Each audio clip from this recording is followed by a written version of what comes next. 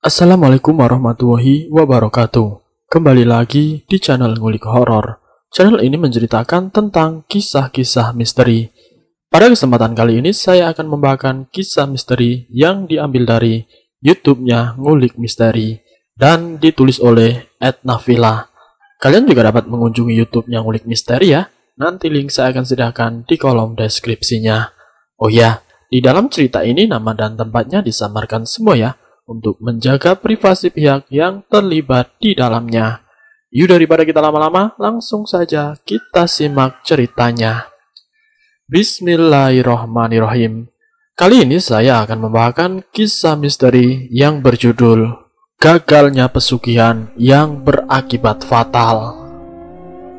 Di kesempatan kali ini saya ingin mengisahkan tentang salah satu si pelaku pesugihan yang dimana ritual yang dilakukan selesai tanpa cacat, tanpa halangan apapun, tapi tidak berhasil menjadikan si pelaku pesugihan ini menjadi kaya raya. Justru malah yang didapat kemelaratan. Sebut saja di sini namanya Didin dan juga istrinya namanya Lulu.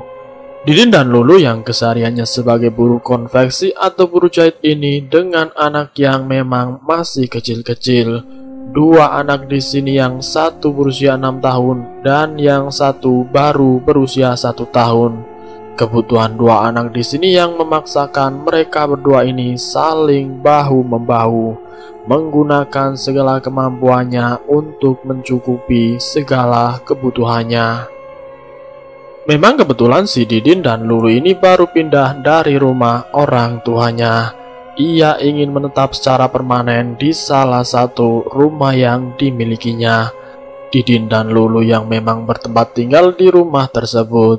Rumah ini adalah rumah yang memang dimiliki salah satu orang yang memang digunakan untuk siapa saja yang menempatinya, dengan catatan bisa melunasi dalam jangka waktu yang ditentukan. Di sini ditentukan selama 3 tahun lamanya bangunan dan tanah ini bisa dilunasi.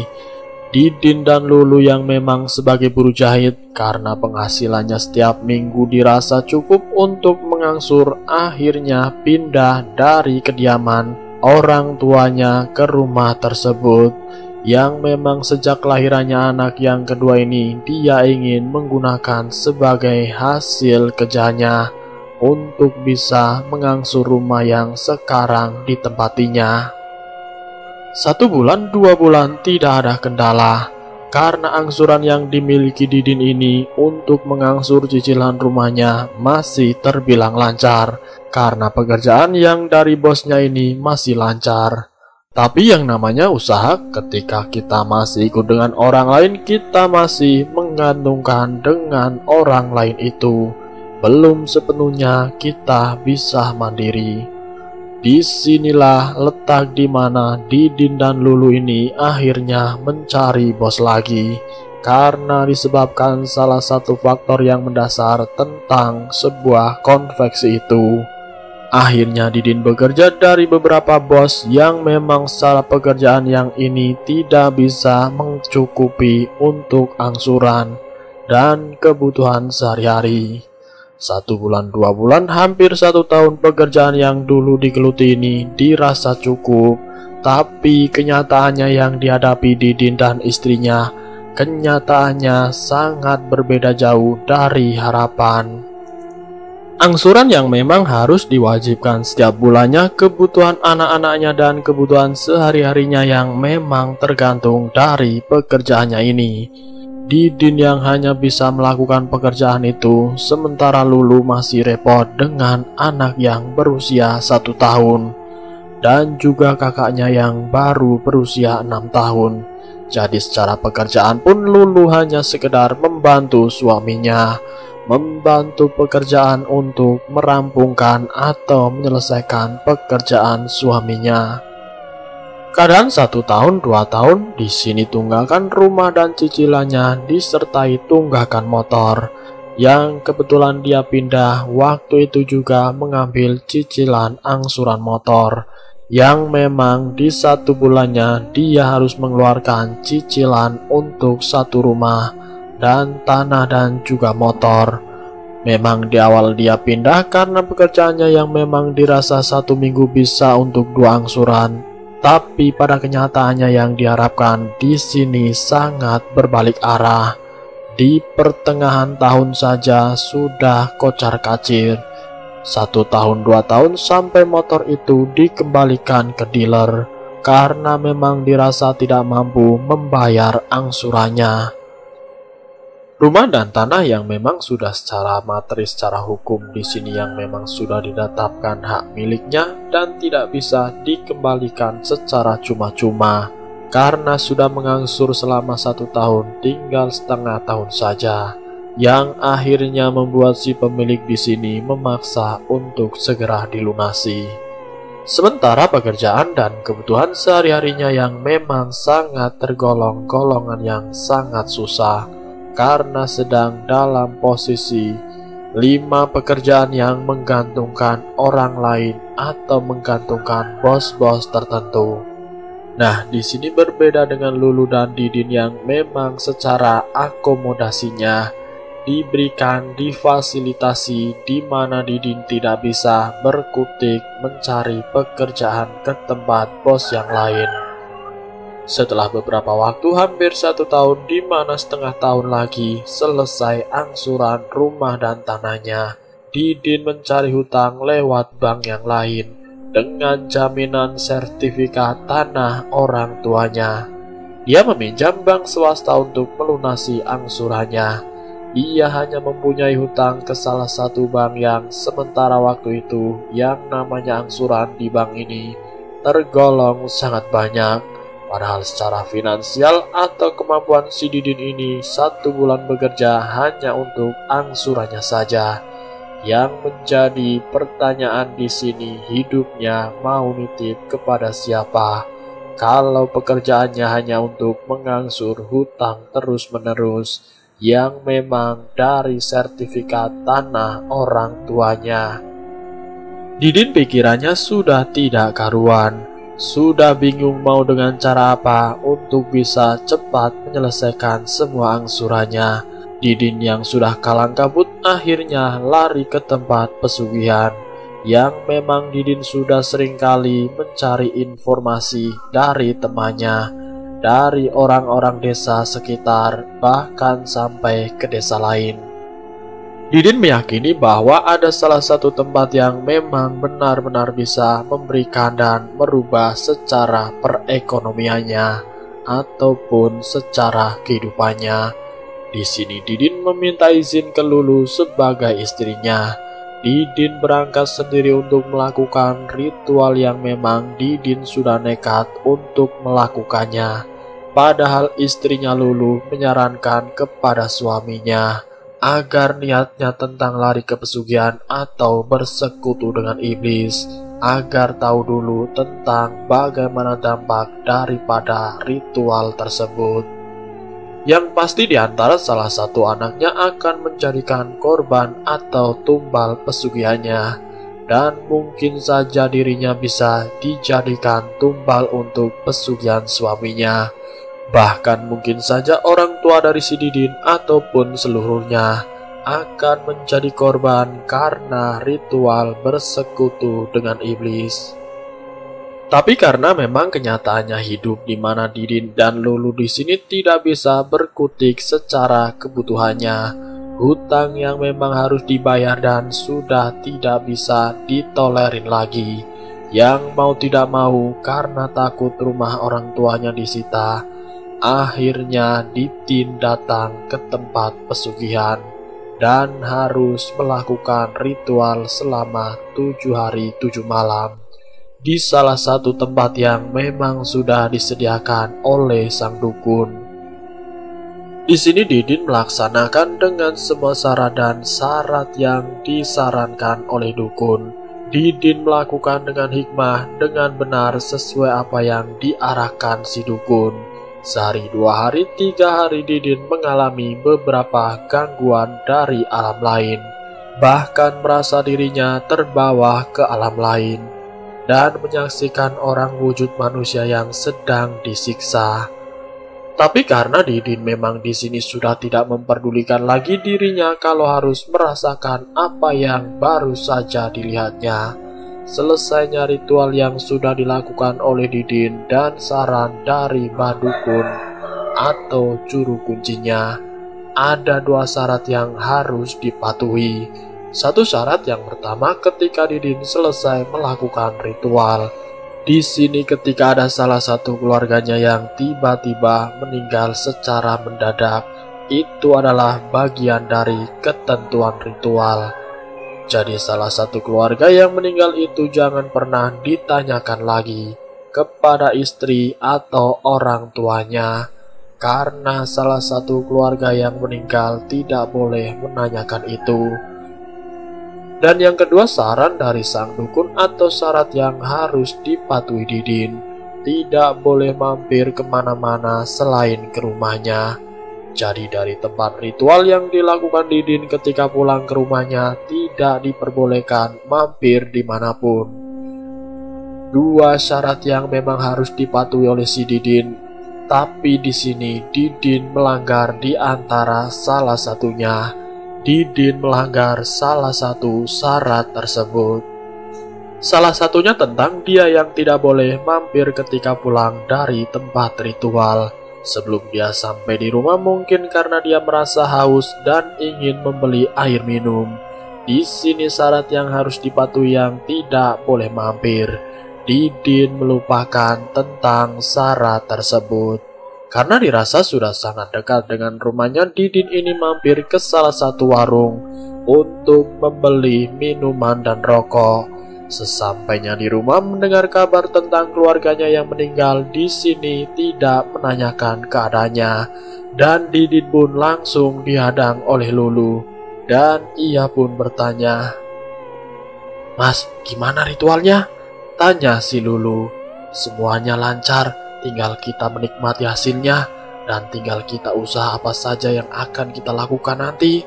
Setelah kita melakukan usaha, pasti akan ada jalan yang nanti dibantu oleh salah satu makhluk yang memang membantu untuk melancarkan usaha kita," ujar si Didin.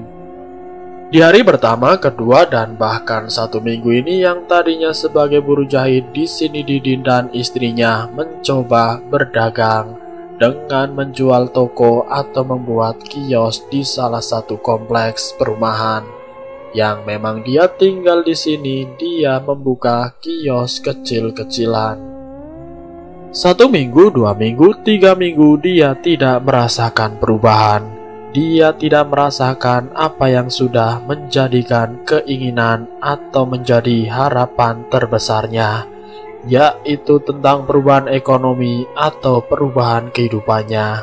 1 bulan 2 bulan merasakan usahanya ini tidak bisa berkembang, dan Didin akhirnya buruh jahit lagi karena memang modal untuk membeli bahan baku atau modal untuk mengisi kios tersebut harus mencari dulu atau mendapatkan dari bayaran untuk dijadikan modal di kiosnya. 3 bulan, 4 bulan, 5 bulan merasakan tidak ada perubahan sama sekali. Didin pun merasakan ada yang janggal dengan warung yang dulu dia datangi, yang dulu dia mampir ke toko kelontong sebelah yang memang tidak jauh dari rumahnya. Toko berkembang sangat pesat dalam waktu 5 bulan, tapi berbeda dengan si Didin dan juga istrinya. Didin dan istrinya melihat yang dulu Didin mampir ketika dia selesai melakukan ritualnya. Kios itu masih terbuat dari anyaman bambu. Tapi 5 bulan semenjak ritual yang dilakukan Didin, bangunan kiosannya dibesarkan. Mempunyai motor baru, bahkan mobil baru pun bisa dibeli oleh kios yang pernah dia mampir atau yang pernah dikunjungi. Didin teringat akan syarat yang harus dipatuhi. Apakah ini kesalahan Didin? Apakah ini karena Didin tidak mematuhinya? Mungkin karena inilah Didin menjadi seperti ini. Didin mencari tahu informasi kepada juru kuncinya. Setengah tahun dia melakukan ritual, tidak ada perubahan. malah warung sebelahnya yang merasakan perubahannya. Si Didin mendatangi ke rumah juru kunci itu. Sesampainya di sana dijawab oleh sang dukun atau juru kunci di sini. Kamu sudah salah arah, kamu sudah mendapatkan apa yang kamu inginkan, tapi kamu melanggar dari salah satu syarat dari saya. Kamu melanggar pantangan apa yang sudah saya sarankan agar kamu mematuhinya. Memang untuk yang pertama kamu tidak menanyakan tentang siapa yang menjadikan tumbal di antara salah satu keluargamu, yang mungkin kamu sudah tahu siapa yang meninggal. Tapi kamu mengingkari syarat yang kedua, yaitu kamu mengunjungi salah satu tempat yang seharusnya kamu harus sampai di rumah kamu dulu. Nah, disinilah iblis itu akhirnya mengirim semua harta kekayaan yang memang sudah ada persembahannya. Di sini iblis atau setan yang bersekutu dengan kamu tetap memberikan kekayaan dengan usaha yang dilakukan ini. Itu semua kesalahan kamu, bukan kesalahan saya sebagai juru kunci. Ini mutlak kesalahan kamu, ujar sang juru kunci. Terus saya harus bagaimana, Mbah, agar apa yang sudah dimiliki orang tersebut bisa kembali kepada saya? Tanya si Didin. Itu sudah tidak bisa diganggu-gugat. Nanti orang itu akan tetap menerima jatah, tetap menerima bantuan dari apa yang sudah kamu ritualkan, apa yang sudah kamu lakukan, yaitu ritual pesugihan kamu sendiri. Tapi kamu tetap akan mendapatkan musibah atau jatah tentang orang-orang yang akan dijadikan tumbal, ujar juru kunci lagi. Semenjak pertemuan dengan sang dukun, setengah tahun setelahnya salah satu keluarganya meninggal dunia. Sementara kehidupannya tidak berubah sama sekali. Tapi di antara keluarganya sendiri, salah satu anak yang pertama yang berusia 7 tahun meninggal karena kesalahan atau syarat dari Mbah Dukun yang memang disarankan oleh Didin agar tidak mengunjungi atau mampir ke salah satu tempat sebelum ke rumahnya. Sementara di sini si pelaku hanya bisa meratapi nasibnya sambil menangis. Semenjak kematian anak yang pertamanya ini, setelah 6 tahun kesalahan yang dilakukan si Didin, korban dari ritual itu sangat banyak, yang kematiannya secara mendadak atau kematian yang secara tidak wajar. Dari kedua orang tuanya Didin sendiri, yang dimana rumah yang dijaminkan itu disita oleh bank. Orang tua dari istrinya juga menjadi korban daripada kesalahan itu. Dan juga ada di antara kakaknya Lulu atau Didin yang menjadi korban kesalahan ritual yang dilakukannya. Kehidupan Didin semakin terpuruk, semakin parah, yang membuat istrinya ini merasa kesalahan yang dilakukan suaminya sudah tidak bisa ditoleransi. Karena kehidupan perekonomian yang memang sangat susah, semua apa yang dikerjakan tidak ada yang bisa mencukupi kebutuhannya, dan hanya membuat seluruh keluarga, istri dan anak yang terakhirnya meninggalkan si Didin. Didin yang ditinggalkan oleh istrinya secara sendirian. Di sini Didin bertemu dengan salah satu temannya yang mengajak untuk melakukan taubatan nasuha. Didin menceritakan tentang bagaimana kisah hidupnya yang membuat perjanjian dengan iblis, dan Didin ingin bisa terputus dari perjanjian iblis. Tapi kehidupan yang dialami Didin sampai saat ini pun tidak bisa kembali seperti semula. Secara mental Didin sudah terganggu, karena seluruh keluarganya sudah dijadikan korban dari kesalahannya yang menjadikan dirinya sangat bersalah. Karena orang-orang yang dicintai atau orang-orang yang memang dekat dengannya ini sudah meninggal semua. Walaupun secara fisik atau secara raganya memang terlihat sehat, tapi terkadang Didin sering melamun sendiri.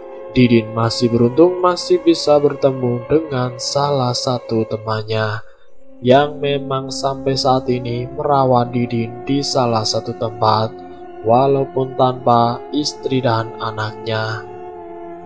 Yang namanya ritual pesugihan terkadang bisa menjadikan si pelaku ini bisa menjadi kaya raya.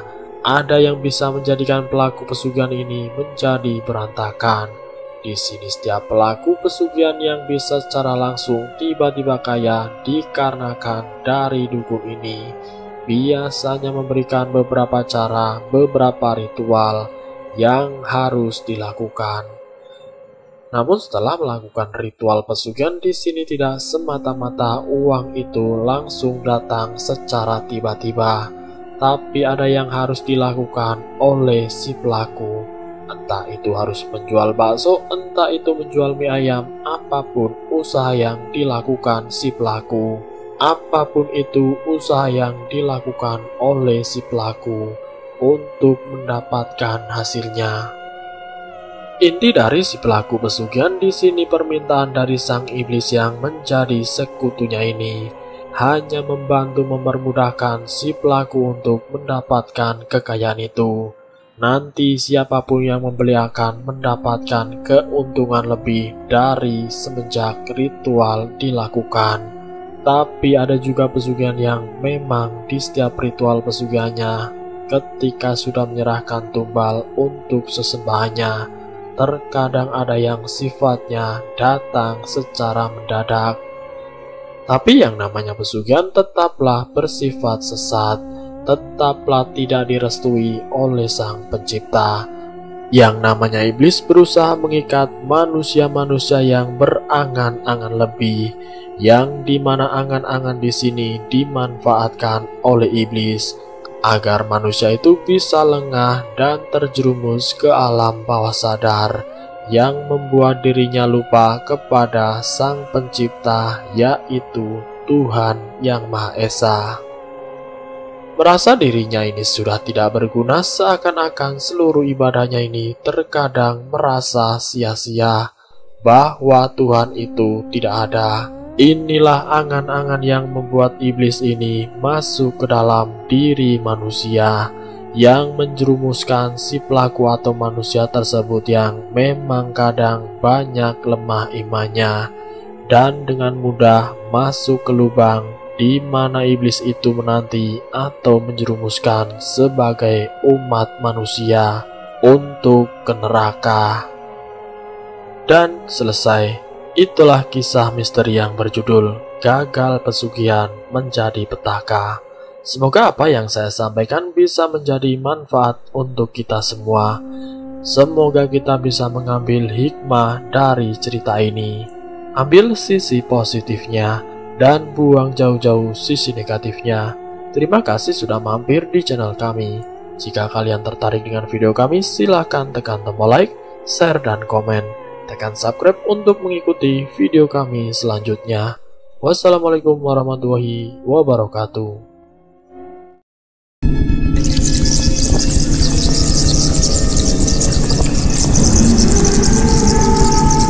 Selamat datang di channel Ngulik Horor.